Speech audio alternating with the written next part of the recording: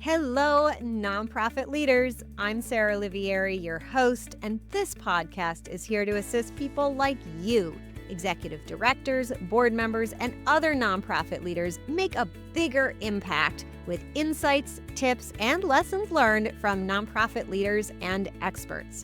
Having been an executive director, a board member, and now a consultant and coach, I truly understand the challenges you face. And that's why I'm here. I'm all about working smarter, not harder, so you can make a bigger impact without the burnout. And so is our sponsor, DonorBox. DonorBox isn't just a suite of helpful fundraising tools, it's a partner that helps you raise more money and supports you in retaining your donors. I love their forward-thinking approach. Visit donorbox.org to learn more. And don't forget to sign up for the Inspired Nonprofit Leadership newsletter, where you'll get bite-sized, actionable tips just for nonprofit leaders like you, delivered weekly to your inbox. Sign up at inspirednonprofitleadership.com/sign up. Okay, let's dive into today's episode. Today, I am wondering if you have had fundraising challenges where your fundraising only ramps up when money is running low. Or maybe you are one of those organizations who has experienced a sudden loss of federal grant funding, or maybe you find yourself kind of going about your day throughout most of the year, and then when you get to a few key board members, you're going, oh my God, we need more money. It's a crisis. So if you have been in that place where you are in reactive fundraising mode, this few minutes with me is for you. Today, we're going to talk about how to stop scrambling for funds and build a proactive fundraising strategy. All right? So, before we go into how to do it, I want to touch on why we should do it. Of course, we should do it because we want to have money. But another reason we should be proactive about our fundraising is it makes fundraising easier. If you're always in reactive mode with your donors, it's going to seem like you're maybe not doing the best job. When you are planning ahead, fundraising for what's next, what could be, what will be, it's easier to fundraise. It's a more compelling story than, oh, we ran out again. The present needs will always be there to fundraise on, but you add this whole new layer, an ability to engage with donors and supporters and get them excited when we are proactively fundraising for what is yet to come. Also, if you've ever struggled with poverty mindset or scarcity mindset, you need to be thinking about proactive funding. So rather than being like, we need this, but we have to go find the money, or we don't have the money, it's such a better place to be saying, we need this, we have the money, we planned ahead for the unplanned. It's okay. Let's go ahead and invest in ourselves.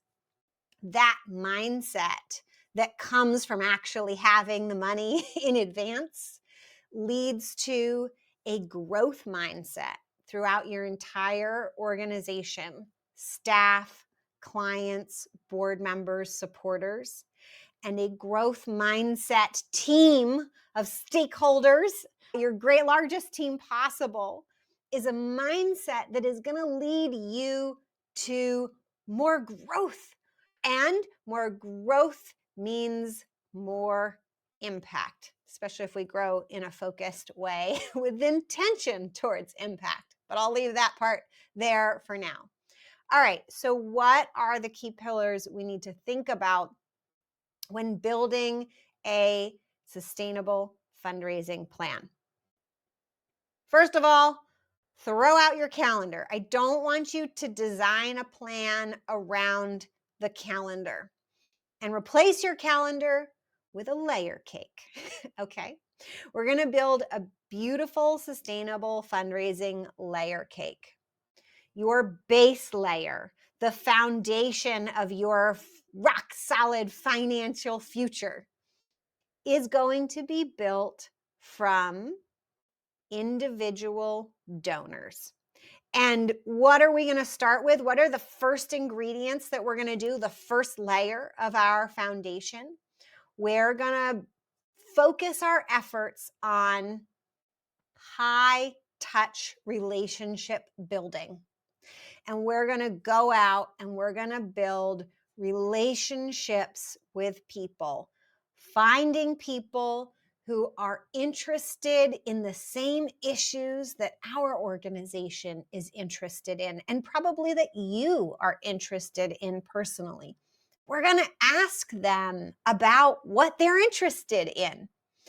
We're going to learn about them, and we're going to build a relationship. And that is going to lead them to give and give again and give even more and bring their friends and their acquaintances who also care about the same issues we care about.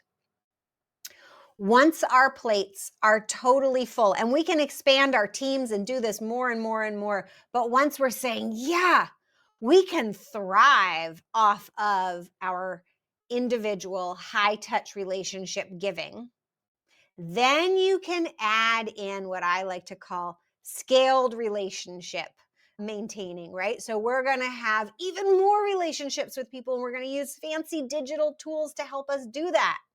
Things like mass emails, which ideally we will customize, segment our lists, use those custom fields so that they feel more like high touch relationships, because those are the best kind, right? My best friend, her name is Sarah, is a better, stronger relationship than, somebody who I'm technically connected to on LinkedIn, but have never hung out with, don't have a long history with, of shared experiences and deep conversations, right? So, but yet both are part of my community. So we're going to build we're going to fill out that layer of our first base of our proactive fundraising layer cake with scaled communication tactics so that our community of individual givers is really strong. And for many of you, that will be more than enough money. Okay, now we can build our second layer of our cake. Our second layer can be, well, sometimes I use the analogy, our first layer is the high touch relationships, and our second layer are the scaled relationships, right? The huge, larger community that we have of individual giving, we can't just be high touch with everybody, but we've really got a big community of people. Then our third layer can be corporate sponsorships if they are right for you. Or if you might not need a third layer, you can move on to the icing. The icing on your cake is grants, right? I don't want any of you to be dependent on grants for your survival. Let me say that again. I don't want any nonprofit to be dependent on grants for your survival. They are the icing on the cake. Now, I'm not going to touch on today what you might call earned revenue or revenue that is paid to your services. So some of you might receive federal or state money that is paying for services that you provide. I'm going to count that in a different bucket. And it is okay for your organization to be 100% sustainable based off money paid to you for giving the services you give, even if that's directly from your clients, right? That's an okay, sustainable model too. What is so special and sustainable about individual gifts is they are built on relationships. Relationships don't have to have cycles, right? You can create your own cycle, right? You don't have to wait for the next round of funding to come out. Nope. You can call up your good friend any day of the week just to have a great conversation, just because you care, which means you can have relationship building conversations that become money. There's a for-profit marketer I love, Laurel. Thank you, Laurel Portier. That's her book. She's a total for-profit marketer, but she says conversations are the fastest path to cash. So if you would like to have more money, you need to have more conversations. This is the world of individuals, right? You have more conversations with individuals. You ask true conversations. These are not pitches. These are getting to know each other. And you can do this every day of the week, every week of the year. You can be having these conversations, which are going to lead to having all the money you need. And what happens with these relationships, it's not just the money they've given you already. It's the money they can give you whenever you need it, right? One of the best fundraising executive directors I ever knew, this was before I did leadership coaching, I just did marketing. We were doing a big kind of building a web app thing, and he needed more money. So what did he do? He made 2 phone calls, just two phone calls, and secured that money. Because the value in your base of donors isn't just how much they've given you, how much you have in your bank ready to deploy instantly.